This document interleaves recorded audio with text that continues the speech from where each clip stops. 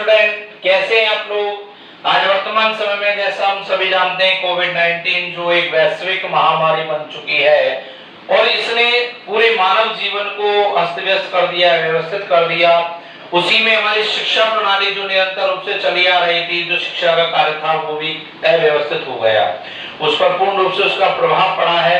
और आज भी पूरे राष्ट्र में लॉकडाउन अनलॉक होने के बावजूद भी केवल एक एजुकेशन डिपार्टमेंट को पूर्ण रूप से प्रभावी क्षेत्र में रखा गया है और इसलिए आज भी आपकी क्लासेस विद्यालय में ना चल के और ऑनलाइन या वीडियो क्लासेस के माध्यम से चल रही हैं।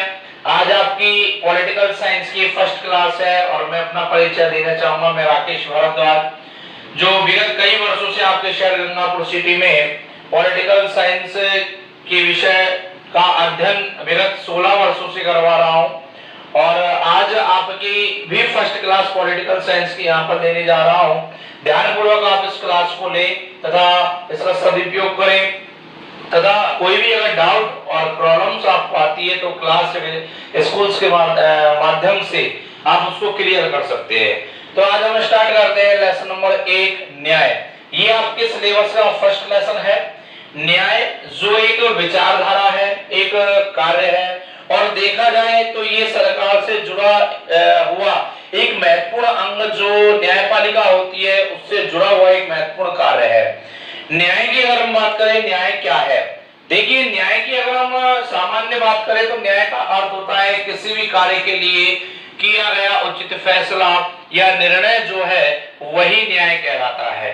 अब सबसे पहले बात आती है हम न्याय को पढ़ने के पहले कि किसी भी विषय को पढ़ने से पहले, किसी भी कार्य को करने से पहले उसके शब्द के अर्थ को, उसकी परिभाषाओं को, उसकी उत्पत्ति को और क्या उसका महत्व मानव जीवन में है, इन सब बातों का अध्ययन अगर कर लिया जाए तो फिर उस कार्य को करने, उस विषय को पढ़ने का महत्व समझ में आता है। लेकिन अगर हमें इन सब बातों का बोध नहीं है तो फिर इन सब चीजों के या किसी विचारधारा के पढ़ने का कोई महत्व हमारे लिए नहीं होता है। जैसे अगर हमें पता नहीं कि हम खाना क्यों खाते हैं तो उस खाने का हमारे लिए कोई महत्व नहीं, केवल हम जीवन जी रहे हैं बस।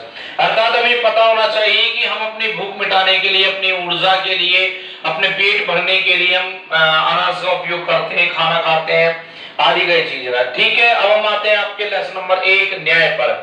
देखिए, न्याय जो है वो न्याय के प्रतिपादक, जिसको हम जनक के नाम से भी जाने जाते हैं, यहाँ आप देख रहे हैं प्लेटो जो है वो न्याय के जनक माने गए हैं। न्याय के जनक कौन है? प्लेटो। प्लेटो जो कि राजनीति विज्ञान के जो जनक हैं, अरस्तु उनके गुरु हैं, अर्थात अरस्तु प्लेटो के शिष्य माने जाते हैं।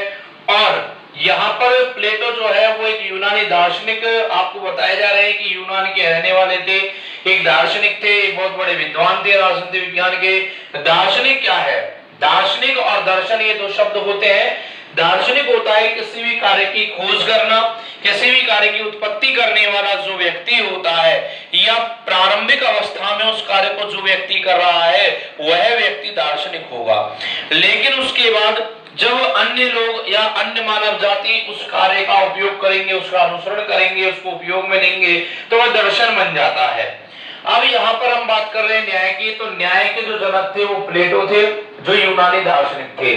इस न्याय शब्द की उत्पत्ति ग्रीक भाषा के शब्द, ये जस्टिटा शब्द आप देख रहे हैं, ये जस्टिटा शब्द जो एक ग्रीक भाषा का शब्द है और इस जस्टिटा शब्द का अर्थ होता है जोड़ने का कार्य, यानी किसी भी एक चीज को दूसरे चीज से जोड़ना या एक कार्य को दूसरे कार्य से जोड़ना, किसी भी गतिविधि को एक गतिविधि से दूसरी गतिविधि से जोड़ना, ये जस्टिटा कहलाता है ग्रीक भाषा के अनुसार। जैसे अब यहाँ पर हम इस चीज को ये देख सकते हैं कि जो सरकार होती है, सरकार के 3 महत्वपूर्ण अंग होते हैं और 3 महत्वपूर्ण अंग आपको पता होगा। 3 महत्वपूर्ण अंग कौन कौन से होते हैं? देखिए, 3 महत्वपूर्ण अंग होते हैं सरकार के। पहला होता है आपके विधायिका, जिसको हम व्यवस्थापिका भी कहते हैं। दूसरा अंग होता है इसमें कार्यपालिका और तीसरा अंग है आपके यहाँ पर न्यायपालिका। ये 3 अंग सरकार के प्रमुख रूप से होते हैं। अब ये चाहे हम केंद्र सरकार की बात करें चाहे हम राज्य सरकार की बात करें, तो ये तीनों अंग जो है वो एक दूसरे व्यक्ति को आपस में जोड़ते हैं, पूरी सरकार को आपस में जोड़ते हैं और सरकार के साथ साथ ये जो आम जनता है उसका भी संबंध स्थापित करते हैं। तो इसलिए यहाँ पर इस शब्द, इस कार्य के लिए इस शब्द का प्रयोग किया गया ग्रीक भाषा में जस्टिटा शब्द का, और जस्टिटा का अर्थ होता है जोड़ने का कार्य, और उसी जस्टिटा से बनाए आपके जस्टिस, और उस जस्टिस का हिंदी अर्थ होता है आपके यहाँ जो आप देख रहे हैं ये जस्टिस का हिंदी अर्थ होता है यहाँ पर न्याय, अर्थात न्याय की उत्पत्ति यहाँ पर अगर हम देखें मुख्य रूप से तो न्याय की उत्पत्ति मुख्यतः यहाँ पर जस्टिटा शब्द जो कि ग्रीक भाषा का शब्द है उससे मानी जाती है, और वही उत्पत्ति न्याय के रूप में स्थापित हुई और वो धीरे धीरे न्याय व्यवस्था बनती हुई चली गई। अब ये उत्पत्ति इसकी पूरी हो गई। अब आते हैं अब इसके अर्थ में परिभाषा पर।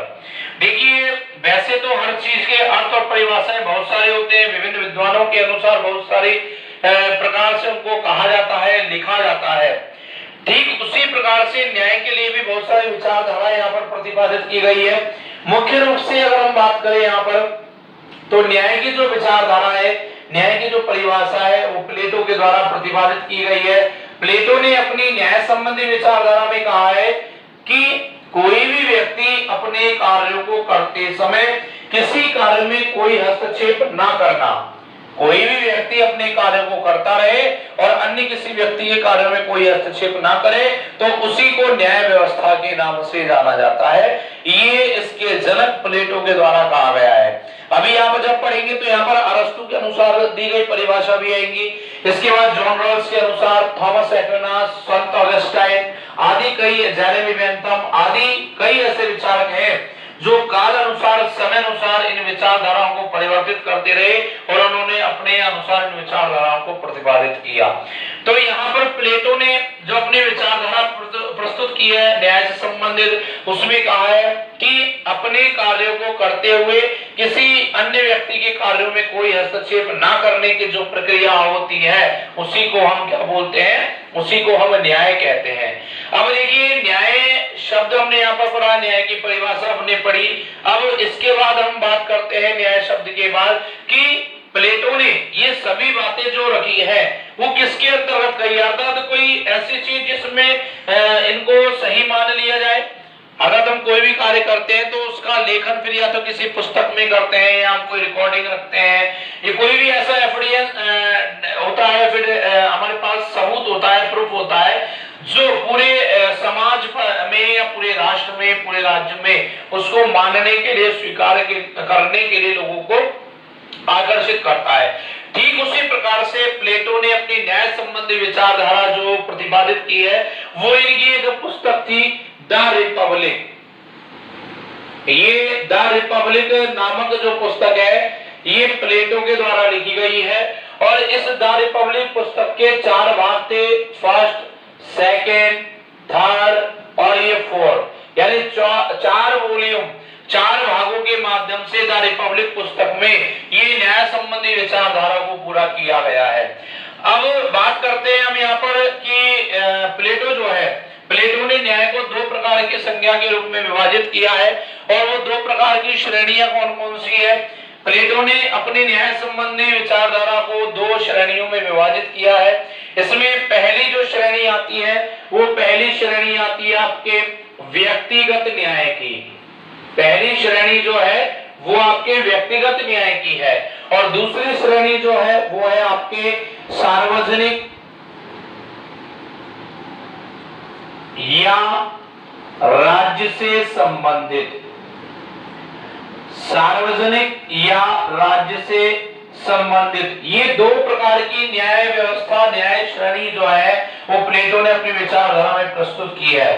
देखिए इन शब्दों से ही पता चलता है कि इन शब्दों के माध्यम से कौन सी न्याय व्यवस्था है। व्यक्तिगत यानी किसी व्यक्ति विशेष को लेकर की गई न्याय प्रक्रिया जो है वो व्यक्तिगत न्याय कहलाएगी। सार्वजनिक या राज्य से संबंधित, जिसमें किसी राज्य का, किसी समाज का हित छुपा हुआ हो या उनके लिए उस न्याय प्रक्रिया को पूरा किया जा रहा हो, ये सार्वजनिक या राज्य से संबंधित न्याय व्यवस्था कहलाएगी। तो इस प्रकार से प्लेटो ने अपनी न्याय व्यवस्था में ये 2 श्रेणी निश्चित की है।